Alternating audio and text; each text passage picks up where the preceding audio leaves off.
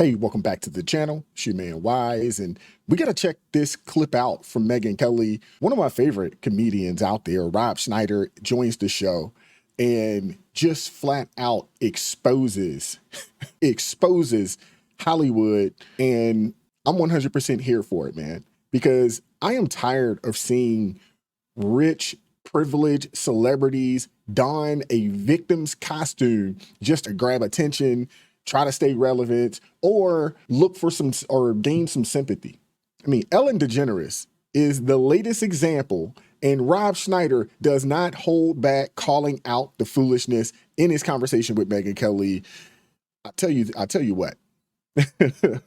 Rob Schneider, man, does not have a problem telling you how he feels. And his take, it sparked some controversy, to say the least. So sit back, enjoy, like, share, subscribe, and without further ado, let's go. Question for you on this. This is perfect for you, because I'm seeing this week that there is an attempted comeback by somebody who did not cross one of those fateful lines of the misstepping on their sacred cows of gender or race or sexuality. Yeah. But she was said to be a nasty biatch, and that's Ellen DeGeneres. Yeah. So her show got canceled after she had this testy exchange with Dakota Johnson, where something happened where Dakota said, "Oh, I had this birthday party," and Ellen said, "Well, why didn't you invite me? You didn't invite me." And she said, "Like, no, I did invite you, Ellen. That's not what happened." And Ellen had blown her off, and then tried to play the victim on the set with her. Anyway, it led to article after article of people being like, "Ellen's a bitch. Ellen is a nasty person," and all these staffers started to come out. Not for nothing, but I know a guy. I know him very well, whose sister worked for her, who said, you were not allowed to make eye contact with Ellen in the halls of that show. If you saw her, this is not a nice person. So she eventually got canceled, but now she's coming back. She's got a Netflix special. That's the right response. Yeah. She's got a Netflix special. And here's the capper. On the promo, and apparently there's now articles out about from people who have seen the preview, she plays the victim. And she says, "For me," and she actually has the nerve to say that she was run out of Hollywood. This person with she with $100 million in her pocket. $450 million, according to Forbes. Holy smokes. $450 million this person's made, and she's playing the Victimhood Olympics. We got to stop idolizing these daggone celebrities, man. They're just people. They put their pants on, one leg at a time. They tie their shoes 1 foot at a time, just like we all do. We got to stop idolizing these people. And it sounds very, very similar to the talk around Steve Harvey. Don't speak to him when he walks in. You can't just walk in, to his dressing room, which I kind of understand that. But I mean, it was just a lot, man. These guys, they get so high up. They make so much money. And it's almost like they feel like they're gods, or at least God-like. And the rest of us regular working stiffs are just peons in their world here to serve them. That's what these people act like. And we got to stop giving them that type of energy and attention. That's a low estimate. Yeah. Because so now she's out there saying, I was run out of Hollywood. She's actually reportedly complaining about how hard it is for women in America with the double standards. Look at Oprah, how hard it is for her. Oh, she's got, like 10 houses, Ellen DeGeneres? Michelle Obama, look how hard it is for women in America. They're hurting. They're going to let her back in, Rob, because she's a lesbian, she's a leftist, and she didn't hit one of their sacred cows. Nastiness, that's their bread and butter. Well, I think everyone... I will say, like, the resentment, I think everyone should have a chance for reconciliation. I don't think Jesus exempted anybody. And so I do, while it does, because I have been allowed back in, but I don't hold any grievance and resentment. It's very important. And I would just say for Ellen, the resentment, you have to get over resentment to whatever addiction or addictive qualities happen. To get over it, you have to deal with resentment and address it And then otherwise you're going to fall back into the same pattern. And I think also I'm to just admit like, your of mistakes. all people on earth to be feeling sorry for herself, Ellen DeGeneres should not be on the list. She should at least, but make a real apology and do it. There's no apology. It's just woe is me. I was run out of Hollywood as she speaks from this grandiose stage on Netflix. Hello, you haven't been canceled if you are doing a Netflix special. She got $20 million for the one before this. I'm sure she's fine. I'm sure she's fine. It is. Ellen is a comedian, and all comedians, and I get it, and I have to fight this, and it is true. You never forget that even though she has $450 million, I really do, and I mean this sincerely. The fact that she had to hold back that she was a lesbian for years, and ABC told me you couldn't come out. I mean, that frustration would create an anger and a resentment that I think is understandable for people. That doesn't equate or doesn't justify any meanness or any ugliness. But I was with her, and when she was a stand-up comedian, and when they made her star in a movie where she had to kiss another guy and do this movie, which obviously wasn't being able to play herself.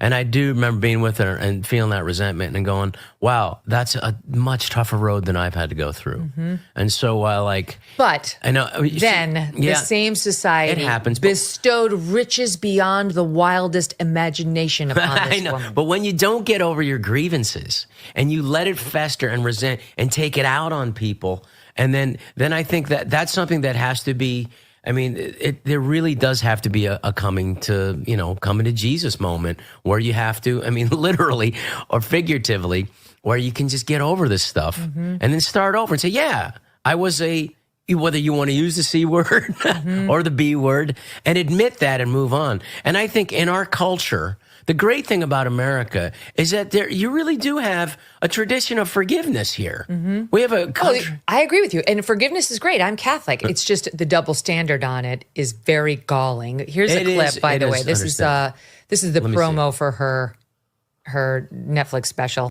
I'll say this.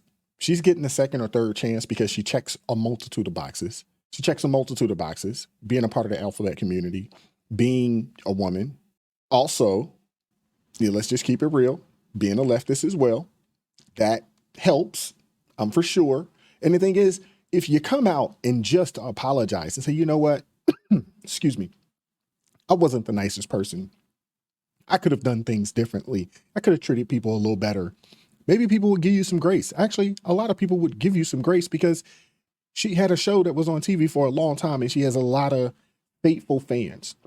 But this woe is me mentality, this I'm a victim and nobody loves me, nobody likes me, as you receive $20 million for a Netflix special, looks like it was sold out. I mean, come on, man, cut it out. And here's a clip. Decided to take up gardening. I got chickens. Let me see what else I can tell you about that's been going on. Oh yeah, I got kicked out of show business. Be kind girl wasn't kind. That was the headline. Here's the problem. I'm a comedian who got a talk show, and I ended the show every day by saying, be kind to one another. Had I ended my show by saying, go fuck yourselves, people would have been pleasantly surprised to find out I'm kind. Well, yeah, that's disingenuous. That's disingenuous. Yeah, disingenuous. Disgenerous. That's disgenerous. Well, I think you should, I mean, there's certainly no lack of, I don't sense any humility in that. No, and no one cares that now she's dealing with chickens. It's like, all right, You're a normal $450 million person. And by the way, I guarantee you she's Who's worth taking care of her chickens? I guarantee, what's that? You guarantee what? She's worth a lot more than $450 million. Her art alone. And like those talk show hosts. Her devil-worshipping art alone. It's just, it's too much. I can't stand these rich celebrities who want us to feel sorry for them. We don't, right? It's like all those you saw, like Julia Roberts on the Oprah special with Kamala Harris, like, and Meryl Streep. Like, I know, winning over the hearts of people who live in gated communities everywhere. Well, wait, are these still your people? Are you still in California? No, I had to move out of California because I got little kids. And we understand why. It's dangerous to, in California, take your kids, in public schools. In the morning you drop off a girl, in the afternoon you pick up a boy. You never know what you're going to get. But I really... He's right. There's no way I would be raising my kids or, trying to raise a family in the state of California right now with the crazy laws that they have going on out there. He's absolutely right. I really didn't feel it was safe in California. And I felt it's very interesting because I'm getting those calls, and I'm sure you are too, where people call you and say, I wish I could come out and say what I believe, I agree with you. I just can't. And my favorite was my lawyer who called me, my entertainment lawyer. And I want to sell him out and say his name now, but I'm not going to. Eric, I'll say his first name. Okay, good. And he said, I thought you were nuts 5 years ago. But now that my kid's in first grade, and I can't believe what they're doing to him in the school. And it's a private school. So I can just imagine what's happening to public school. And I would say to all those rich liberals out there in Los Angeles, if you're lucky enough to send your kid to private schools, most people are being educated in public schools. And the garbage and the indoctrination that's happening to those kids is going to affect society. And that's how inescapable. And that's how the Maoist revolution didn't die. It went underground because in the 1960s, Marcuse was one of the heads of it, was realizing that the revolution wasn't going to happen with the worker because the worker realized, the revolutionaries realized that the workers knew that capitalism worked. It improved their lives and the lives of their children. And so the revolution wasn't going to come through the worker. So they were going to have to do what? They were going to have to infiltrate education. Mm-hmm. And that's exactly what they did, starting in the late 1960s and the 70s in university levels. One of them was Kamala Harris's dad. Yeah, who was an avowed Marxist. An avowed Marxist teaching Marxism at Stanford. And that was when it was ideologically cute. Well, let's include this.